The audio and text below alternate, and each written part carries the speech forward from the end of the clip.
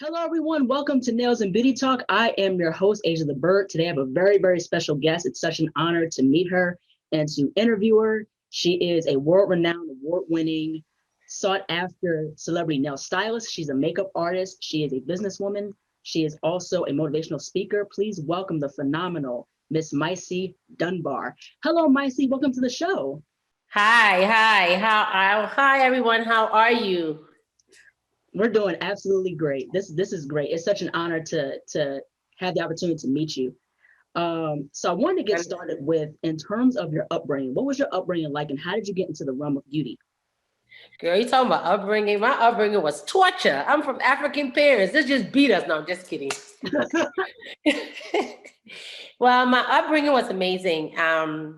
I grew up in Liberia, West Africa. My parents are Liberians, and my dad was a judge. My mom was a commissioner, and my mom was from the village. So we went to my mom's village a lot. My dad was a mover and a shaker. So my dad was a person that if you walk into your office, he didn't like you, he could get you arrested. So that's the kind of upbringing we had.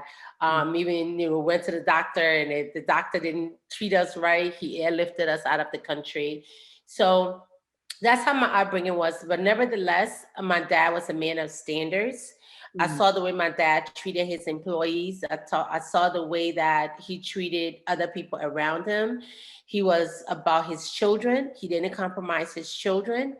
So that's how I was raised, with ethics. My dad was a man of ethics, so that's ingrained in me. Yeah. That was my upbringing, serious spirit of excellence. Mm. Yeah, that's Yeah. really good. Yeah, that's the same with my dad. My dad has, he always, motivates me to do well and things of that Yeah. nature. So, I can relate to that. Yeah, and, Also, and in a way, it's when you're a woman or a girl child, and you have such amazing dad and an amazing brothers. Like for me, I had have amazing brothers. mm, It's hard because that's your standard. right. That's your standard, and people like sometimes people tell me, Maisie, you may have to lower your standard. No, I don't. I'm sorry, I just can't. I don't know how to I don't even lower my standards for myself. So how am I going to Right. lower my standards? You know what I mean? Right. I just not going to do that, because there are some men that are still like, if I want to be with a man and I'm going to Mhm. be with a man, that's the kind of man I want. I want a man that is a full man. You know Right. what I mean? Exactly. Because I know what I'm bringing to the table. You know what I Right. mean? So, yeah. Yeah. Was there anybody that really motivated you to get into the realm of beauty? Actually, no. No one I mean, my younger sister now in the beauty space part-time. Mm, She has her own fashion line. But growing up, no one in my family. I mean, people in my family I'm from a family of entrepreneurs, boutique gas stations. My aunt is such a savvy businesswoman in Liberia. mhm. My dad took the poultry business to Liberia. We had a farm. My aunt took the ice cream business to Liberia. So I'm from a family of entrepreneurs, but beauty, no. But growing up as a child in Liberia, I was always fascinated by beauty. I made my own paper dolls. My dad would bring these paper dolls from Germany and all these places, right? You get your paper dolls. The clothes are all like, you can just take the peripheral off. Girl, I would take the cardboard and draw my own little clothing and be cutting it up myself. I'm Right. like, Yeah. but it wasn't. I came to the States, went to college, got my degree in computer information systems. Mm, I worked for IBM, I worked for British Telecom, got laid off my job. I mhm. always wanted to do nails.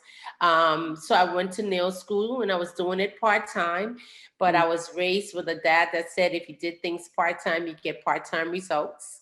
mhm. So 6 months later, I didn't have a clientele and I just got into it full time. And I haven't looked back 29 years later. So Mhm. it's been good. Now, let me ask a quick question. In terms of Yes. Liberia, how big is like the beauty industry in Liberia? Well, in terms of Liberia as it states now, because I don't live there, I go back and forth there. Mhm. So the beauty industry is growing on the continent, for starters. Is Mhm. really growing. Liberia is a small country, so it's very segmented. Mm-hmm. So the people that can afford top beauty are a very small part of the population. So Mm-hmm. it's not Liberian women like to look good, Right. Africans period. They may not have a Mm-hmm. dime in their pocket, Mm-hmm. but they're gonna look good. If Right. you judge them by the way they look, yeah. Mm-hmm. So the beauty population is definitely growing in that sector for sure. But to give you a percentage wise, if I was to say a percentage wise, I would say maybe a good 30%, you Mm-hmm. know, so that would be a good gauge right there. Okay. Okay. Also want to get into salon success. So you have your own salon called the Maisie Dunbar Experience. Yeah. So what has been your experience being a spa salon owner, and what tips could you give for someone who wants to own their own spa?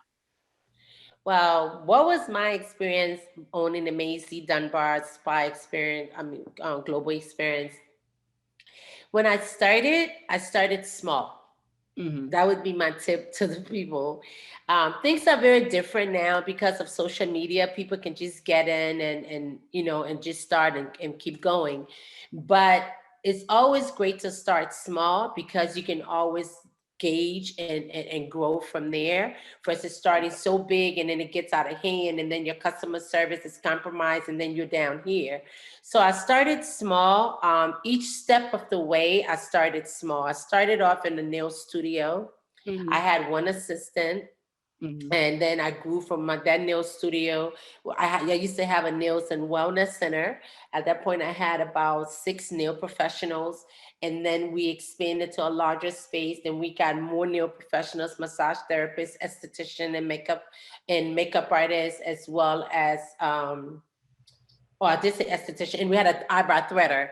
So I started small. So my best advice to anyone that wanting to scale large, one, be a licensed technician for the area that you want to grow in, whether Mm-hmm. it's nails, whether it's hair, whether it's aesthetics. I know that some people are passionate about this and they feel like, okay, I can open up a salon. It's Mm-hmm. very different from being a licensed professional. I know that people use, I'm not knocking YouTube because YouTube has a lot of information, but my tip, my thing about that is, would you go to a doctor that told you, okay, you can come and have surgery, but I got my training off of YouTube? You're Mm-hmm. not. So there's something to be said about being licensed. There's something to be said about continuing education. There's Mm-hmm. something to be said about being committed to the license that you carry in the industry that you're in. So when you're going to open up a salon or a spa, my advice to you is get licensed for that area. If it's aesthetics you want to do, Mm-hmm. then and you're opening a skincare center, get licensed to be an esthetician and grow from there.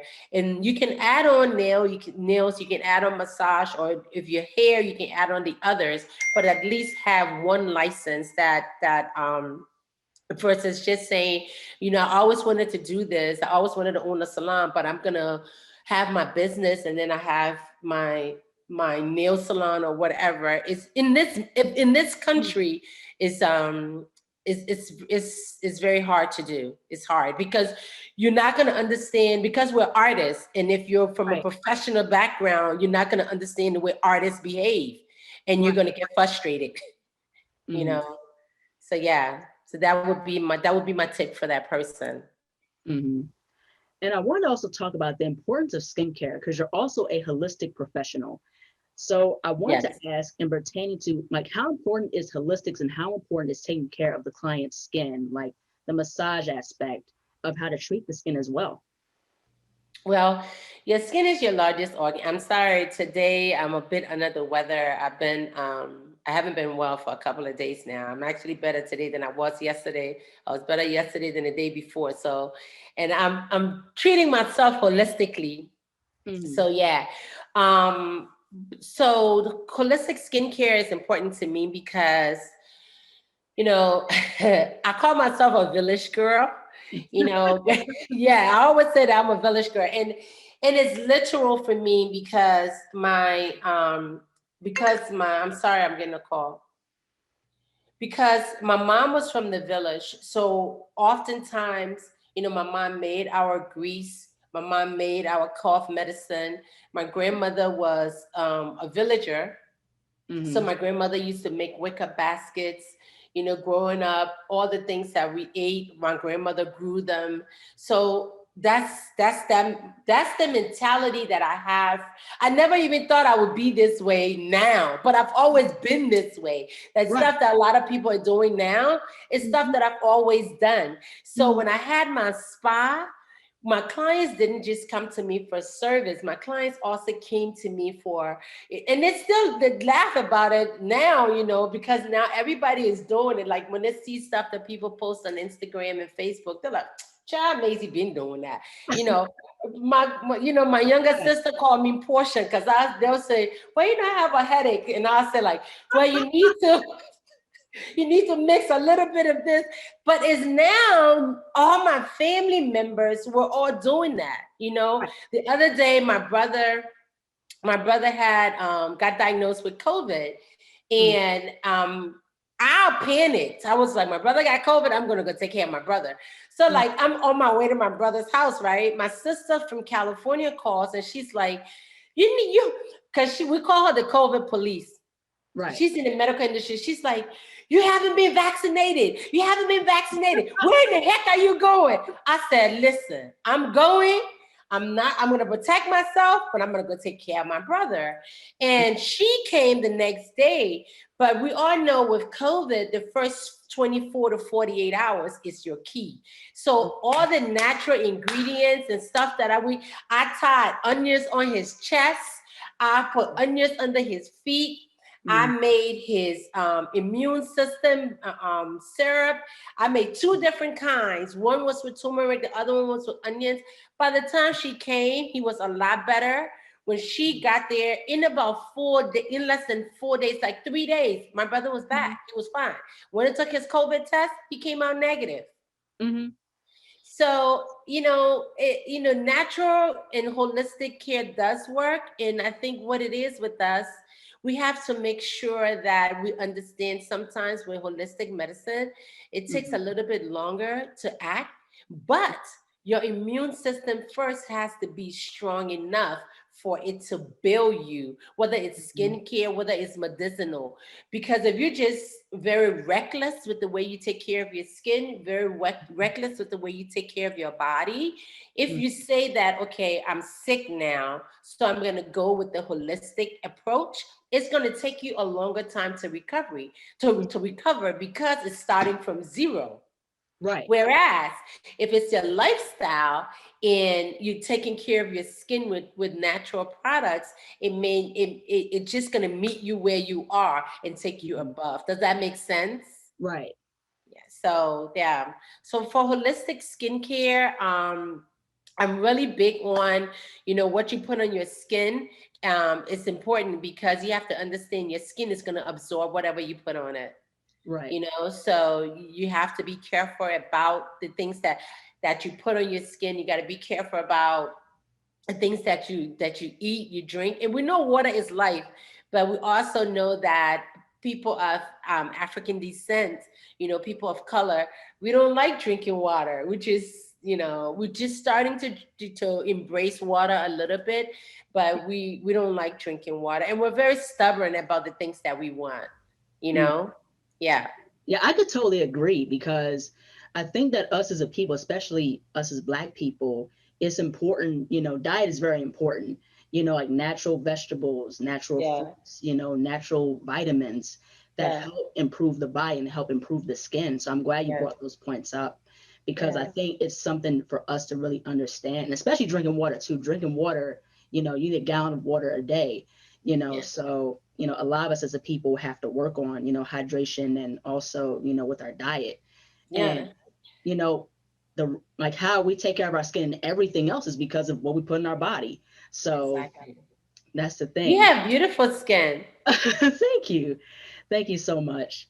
I want to talk about your BluffaJo Cosmetics cosmetic line. So what was the whole story behind BluffaJo Cosmetics?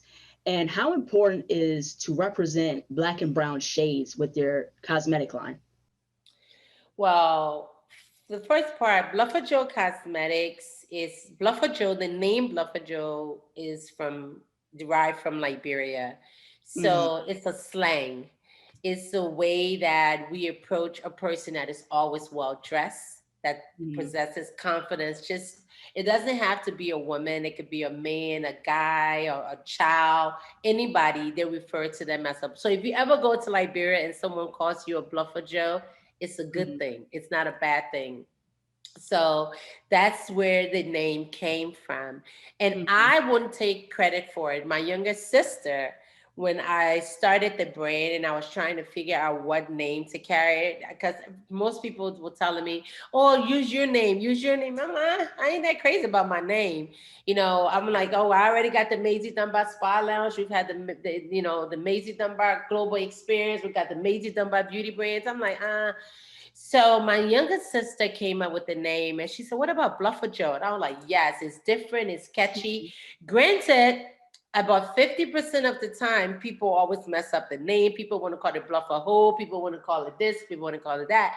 Yeah. And granted, it's so easy. If you look at it, it literally is BluffaJo. If you read it properly, you can pronounce it properly, but Mm-hmm. it just goes to show you that, you know, here in this continent, in this country, people don't really pay attention. They just see what they see. So when Mm-hmm. people see, they see BluffaHo. They say, I'm like, there's not even an H in there. Where you get ho from?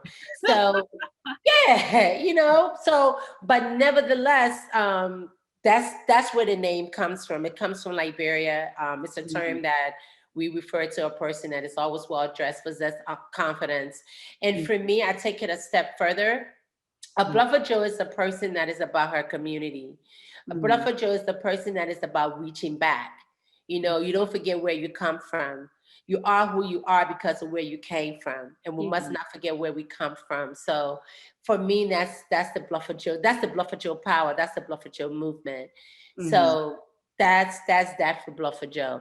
And the second part to your question was, can you repeat the second part?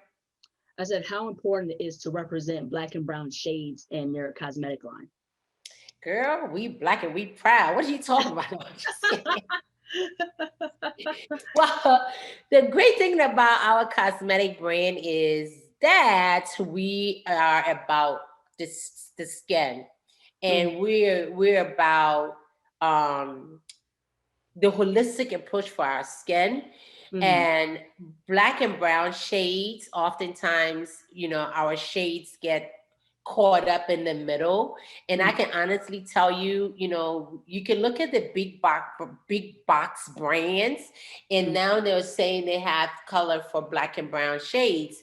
But the difference between BluffaJo Cosmetics, not only the fact that we're a boutique brand, we may not have a $40 million budget, but we have the soul of our people, and we kept the soul of our people in mind when we came out with our foundations.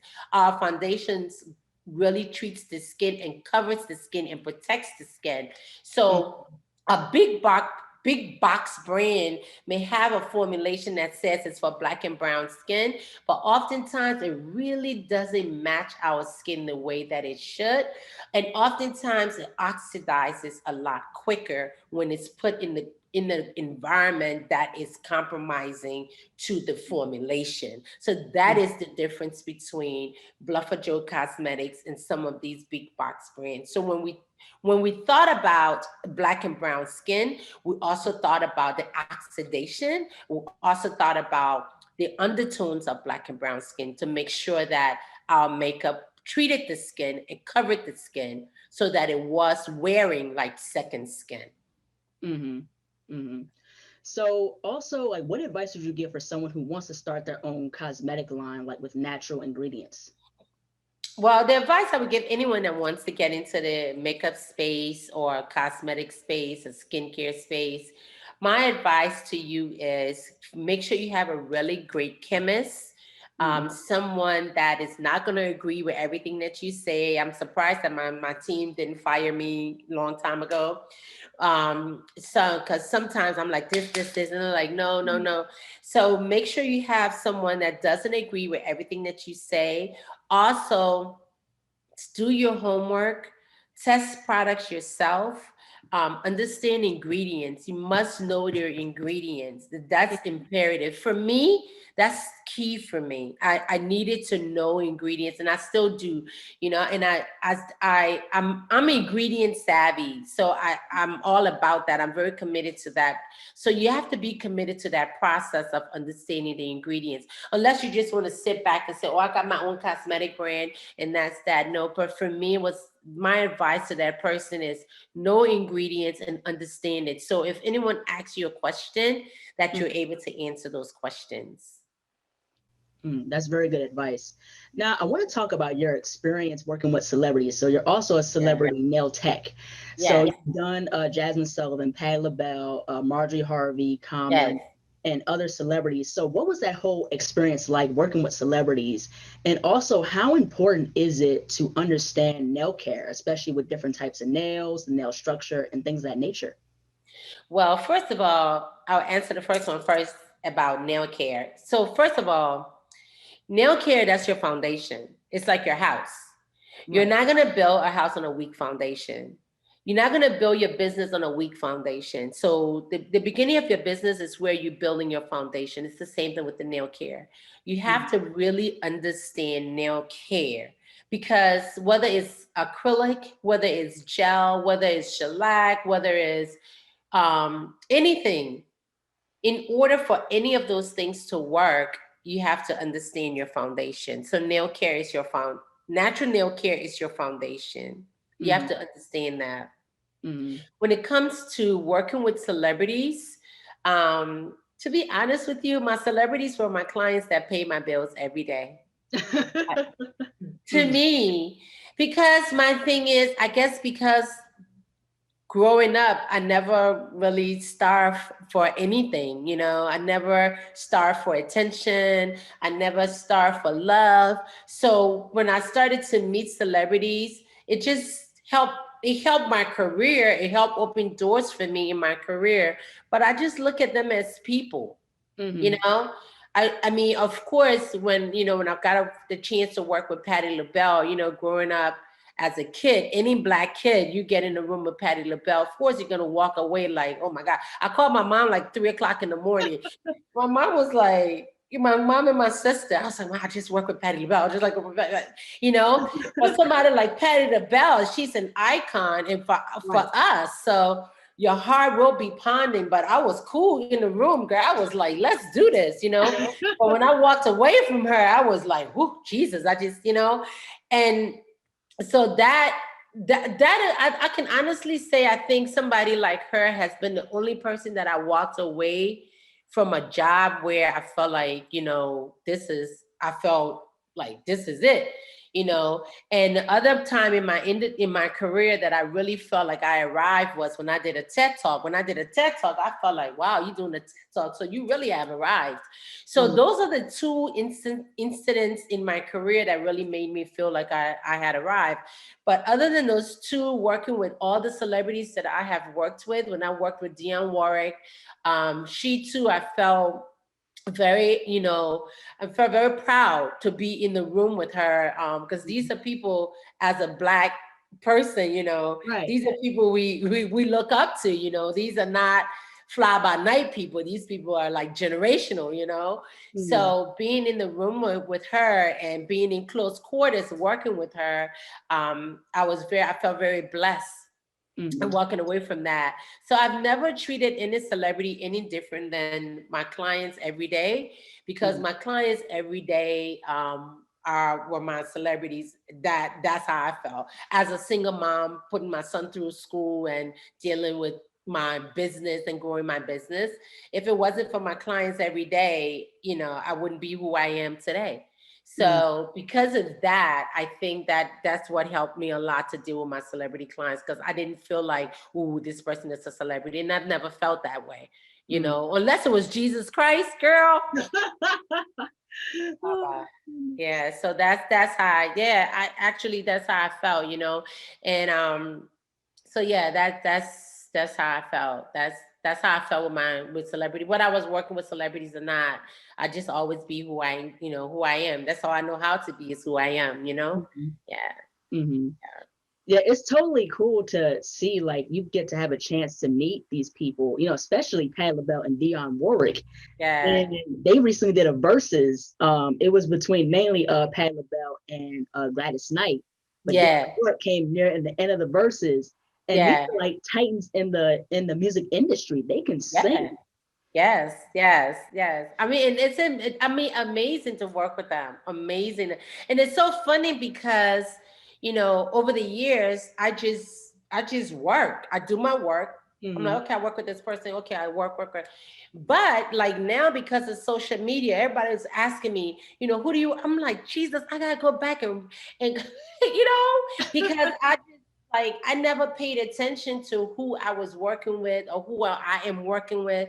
I was just doing my job, and doing it to the best of my ability so that I get called back again to work with these people and just being able to work with them. And I was on tour. I did part of the hero tour with Kirk Franklin and Mary, and I was on this end of the tour, like Baltimore and DC. I didn't go to like around the country with them. I was just dealing with them when they were here, and being on that tour with them, it was just amazing being with these people. But I never, like now with social media, everybody wants to know who you work. I'm like, kids, somebody just accept me for who I am. Right, exactly. I mean, I guess it is what it is. You gotta be dropping these names and all of that. I'm like, and that's why you have all these fake people walking around, because Right. people want to be, you know, they want to be something that they're not, and then because they can't be what they're not, they're like, okay, I'm like, what, whatever, yeah. So that's what working with celebrities have done for me. It just have allowed me to hone on my craft. Mm, Um, I never looked at celebrities, like I said, like they were a celebrity. I just look at them as people. And mm, oftentimes, when you're in close quarters with them, you realize that they are nothing but just people. I've worked with Shaka Khan. I mean, with some amazing icons in the industry, and mm, they're just people. They just mm, want you to come do what you say you're gonna do and do it to the best of your ability. You mm. know. So yeah, that's that. Mm. Yeah, I totally agree. Yeah, they're regular people.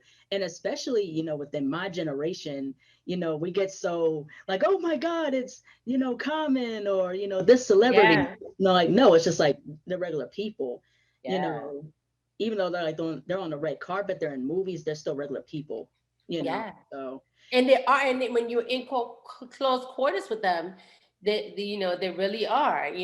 They really are. So yeah, yeah, mhm.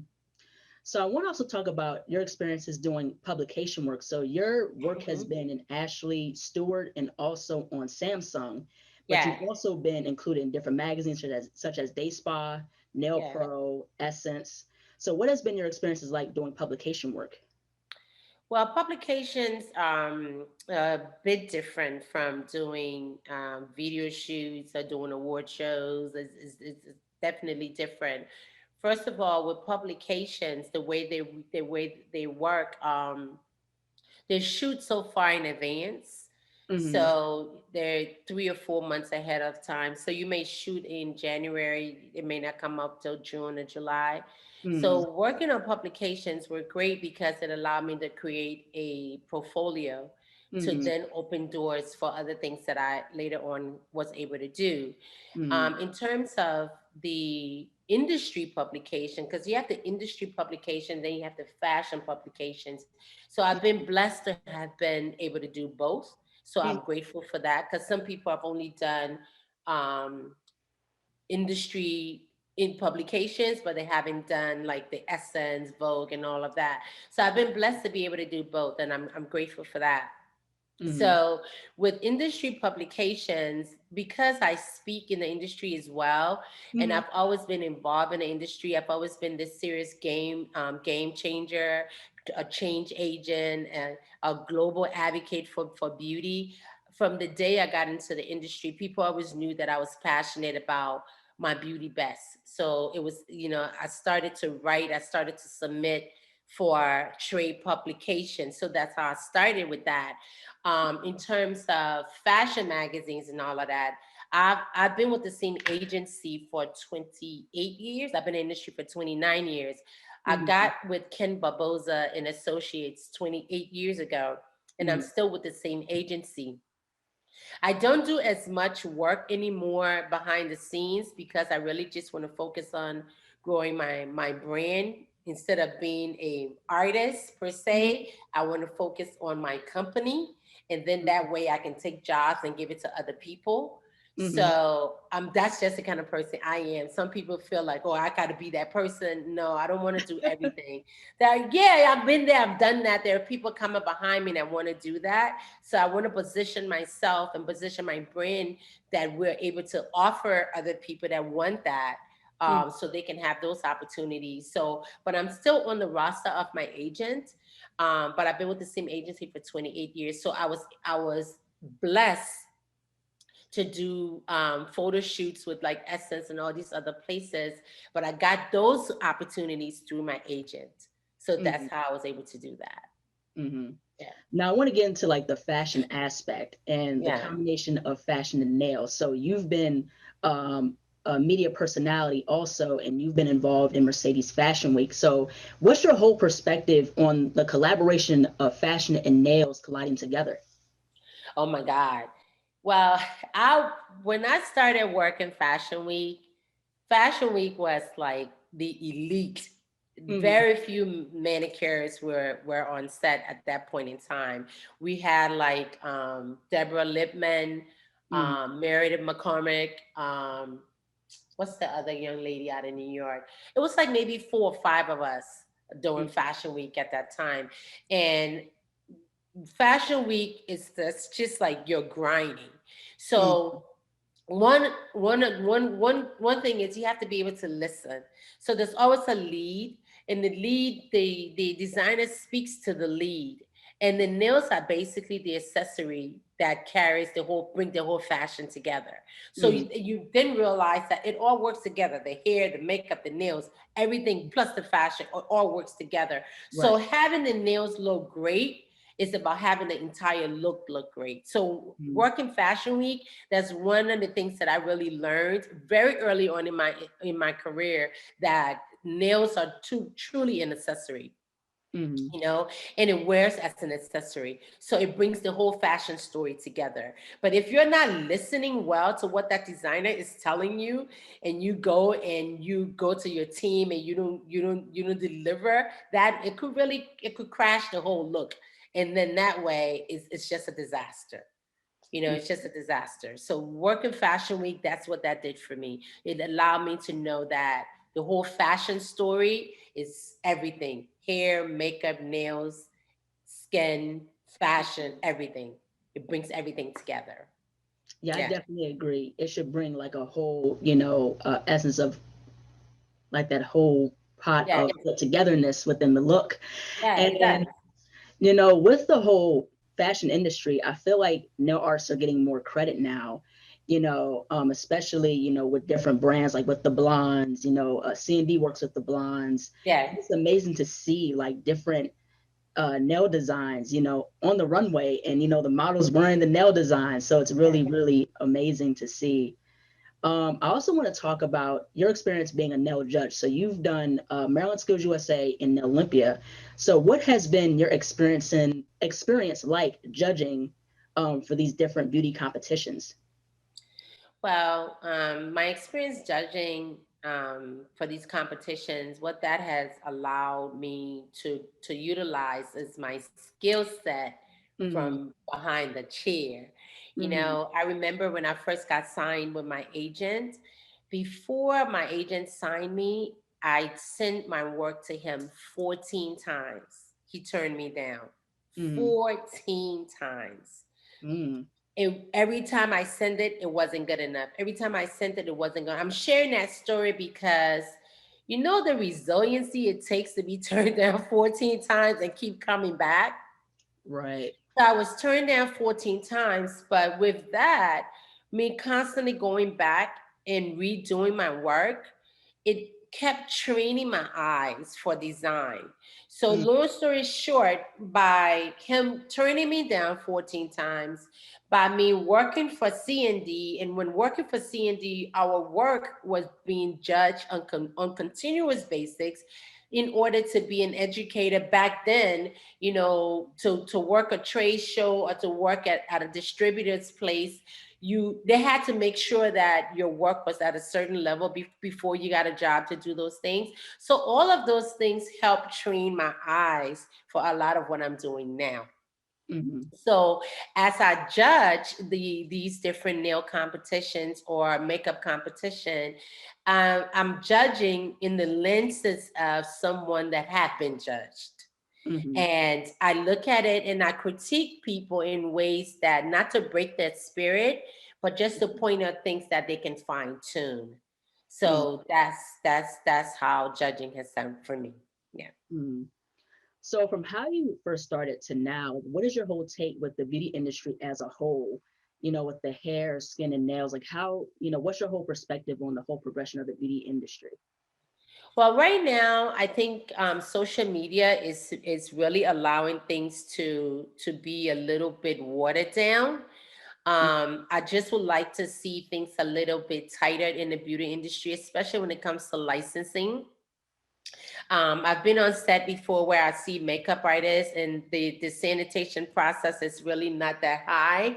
And I mm, think a lot of that is coming from the fact that some people are self-taught and some people are YouTube taught, and some people, you have this basket of so many people doing so many different things and everything is not correct. And because we're in the beauty industry, we're all put into this blanket that, okay, she does this, so this is what they do in the beauty industry. No, this is not what we do in the beauty industry. I was working on set a couple of weeks ago with a photographer, and before we started to shoot, when the photographer did the first shot, I was like, can I see that? And she mentioned to me later on, there was two things that she mentioned to me. One was one of the body shots. I said to her, before you start to do her body shot, let me put some makeup. I had to put makeup on the lady's body. And she said to me, she said, usually when I work with makeup artists, they don't want to do that. They want me to just fix that in Photoshop. People want Photoshop to fix mm, everything. So my thing is, if Photoshop is fixing everything, then how are you a makeup artist? Then the graphic artist is the person that should get all the credit because the Photoshop has done it. mm, So that's just an example of a fine example of where the industry is going. Everyone wants everything to be filtered, everything to be Photoshop, whereas we are artists. So when you take away that artistic ability, then what are we left with? Then we're no longer an artist. right. And that goes for both nails, skin, hair, Mhm, makeup, everything, you know? So that's how I feel that the industry needs to go back to being very strong about licensing. mhm, The industry needs to be very strong about, let's see what your true work is. And that's why I think I like competition, because with competition, it's really showing who you are. This is what you right. can do. So that's why I think we need to go back to that. I think our industry is getting watered down a lot, and that's what I don't like about it, you Mm. know. Yeah, I could definitely agree, hands down, especially sanitation. I think that should be covered a bit more or a lot more in our industry. Yeah, That's very important before you start any nail service or any makeup service or hair service or anything. yeah, And also too, I do believe also it's a bit watered down. I think we've lost that balance a little bit between YouTube and then the importance of beauty education, yeah, especially considering that you're an educator and you're a motivational speaker and you yeah, talk to many young people about the importance of the beauty industry. yeah, So I think that, not only it has to provide some sort of balance, but I think in a way it has improved because a lot of the products, especially brand new like LED lamps, gels, acrylics, to help, shorten the time of completing a service. So I think that's really, really, it's very, very important. It's yeah. very important. Now, It's evolving, but I think we as beauticians, if I use that term, although people don't use that no more, Lord, I just said my age, beauticians. Um, but I think for us that are in the beauty space, professional beauty industry people, I think it's great because technology is allowing us to be pushed. Mm-hmm. However, with the LED lamps, for example, because you mentioned that, we still need to understand how these things are being processed, because people are Right. doing this stuff with they're doing this YouTube education, and they just think, okay, this LED lamp, this product is going to work. No, products are designed to work synergistically together for a reason. Right. There are chemicals that we're dealing with, so you need to understand what the chemical reaction may be for a person when you're using someone else's LED lamp and someone else's gel product. They're not designed to work together, you Right. know. So we as educators, you included, being this voice of America, voice around the world, we have to let people know the importance of the reason why these things need to work together. You know, there's a reason why OPI says to use their lamp with their product. There's a Right. reason why Harmony wants you to use their lamp. CND wants you to, you know, there's a reason for that, you know, there's a reason for that. So yeah, so that's how I feel with the technology that is coming for us as beauty professionals. There also should be, we as professionals need to really understand the beauty education behind it as well. Mm-hmm. Yeah, I That's, totally agree, hands down as well, with that. yeah, And I think that's very, very important to understand different brands and what brands you're working with and use the same machines that they provide, yeah, whether it's gel or acrylic or whatever the case may be.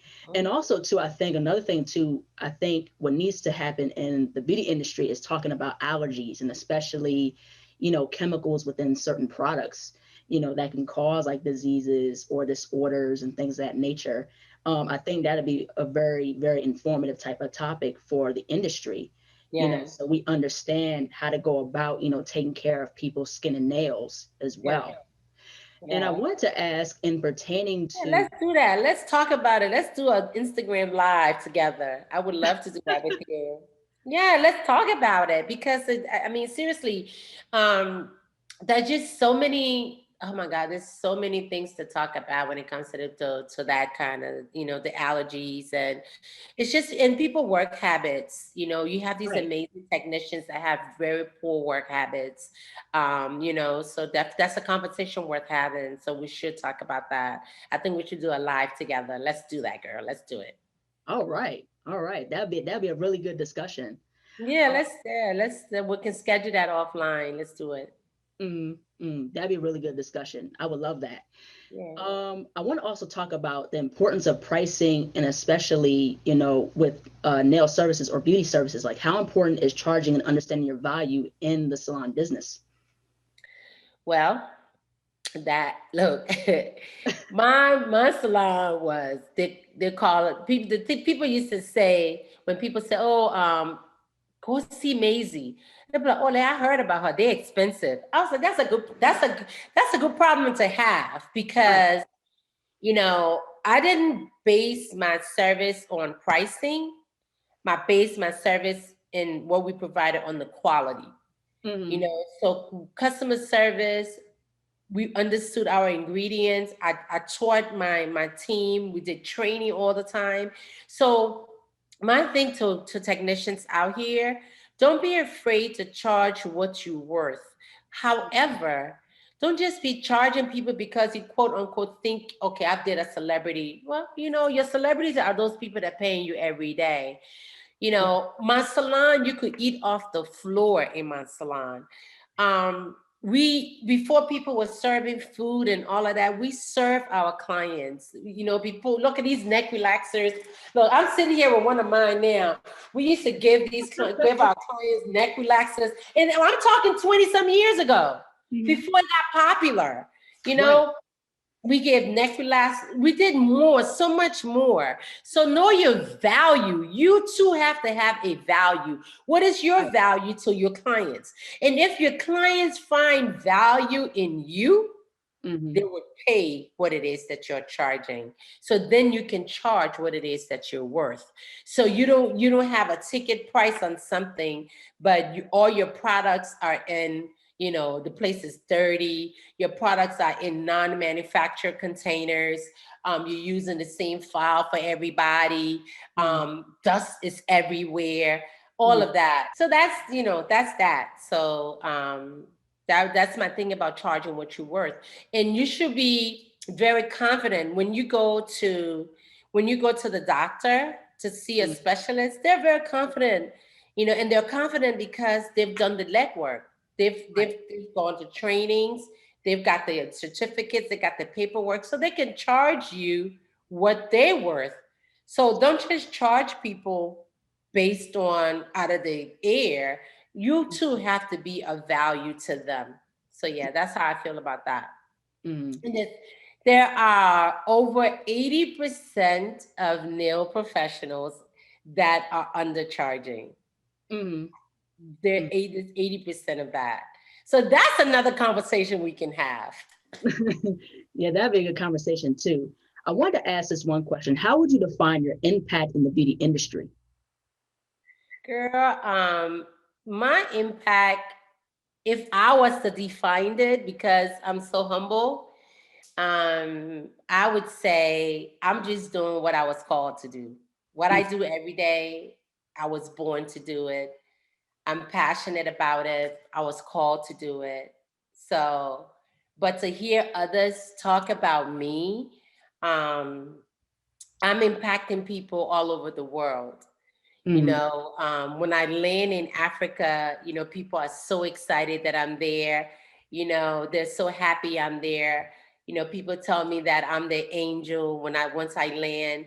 So it's a good feeling to have to know that. But if I had to describe my impact, I'll just say I'm purposeful. That's it. I'm purposeful, living on purpose. That's it. Yeah. And also, where can people find you on social media? And also, where can people find your salon? Well, my salon is closed. I closed my salon. So now all I do is training. I do one-on-one training. So for those people who may want to book a service with me, I'm actually revamping my website. It's maisiedunbar.com. That's one way they can book. You can also go to Maisie Dunbar Experience. That's another way you can book. I'm on social media, Facebook, Instagram. Well, it's mostly nails, but it's like a beauty group on Facebook called Macy Speaks. In that group is where I want to have conversations with beauty professionals like this, charging what you're worth. And I usually just use that group to motivate people. It's a place where I feel people can be their true selves because everybody is under this veil of being somebody else.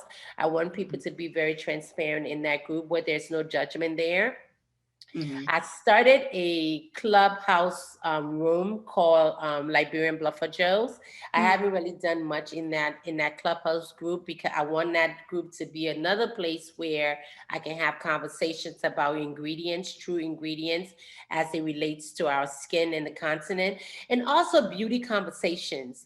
So the issue with that is trying to allocate a good time that works in the U.S. and abroad.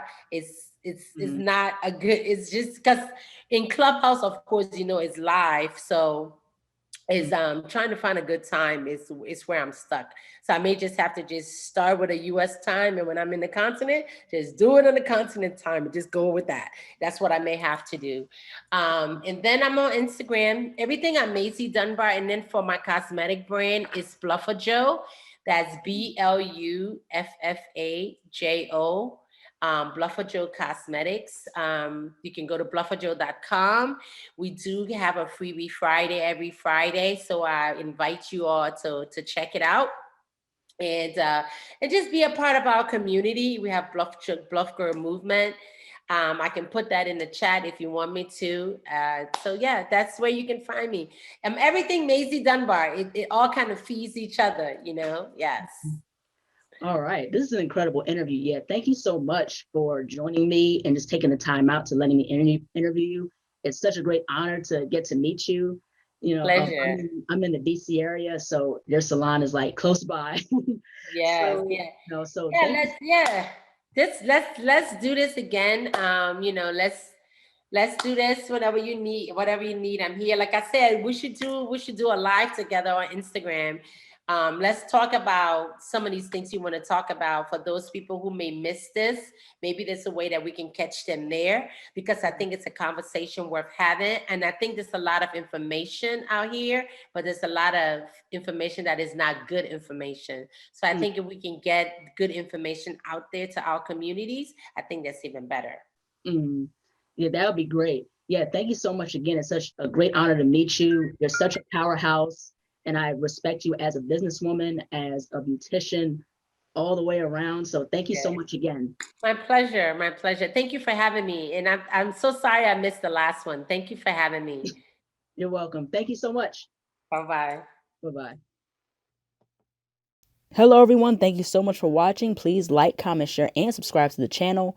Be sure to click the bell for notifications. Also, follow me on my social media platforms as well as visiting my website, ASIATHABIRD.com, and be on the lookout for more videos to come soon. Take care, stay safe, and stay healthy.